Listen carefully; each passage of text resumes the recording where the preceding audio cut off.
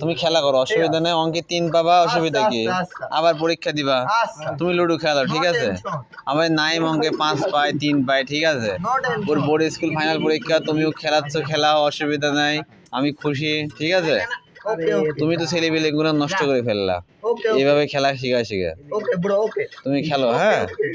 আর সাইম ভালো পড়াশোনা করতো, কিন্তু এই ছেলেটা গোল ঘরে বসা ধরে এই ছেলেটা সব গুণ নষ্ট করে ফেললো। আচ্ছা, অসুবিধা নেই দাদা, তুমি খেলো, হ্যাঁ?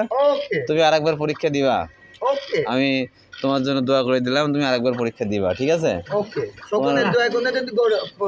তোমার বাপটা খুব ভালো মানুষ গো, তোমার বাপ খুব ব্রেন, খুব ভালো ব্রেন। তুমি কিন্তু ভাই পড়াশোনা করো না, ঠিক আছে? পড়াশোনা করবা, হ্যাঁ দাদা? ঠিক আছে, খেলা করো। তোমার ম্যাথ পরীক্ষা কবে বাবু? শেষ? আর তোমার কটা আজ পরীক্ষা? 3 দিন কি কি আজ বলো তো?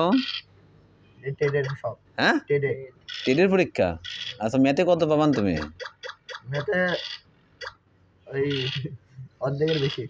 অর্ধেক মানে 100 মার্কের পরীক্ষা হয়েছে, 50 পাবা, তাই তো? 60 মার্কের পরীক্ষা তো কত 30 পাবা নাকি? তুমি যদি বলতে 60-এর ভিতর আমি 58 পাবো, তাহলে আমি তোমাকে ভালো বলতাম, ঠিক আছে?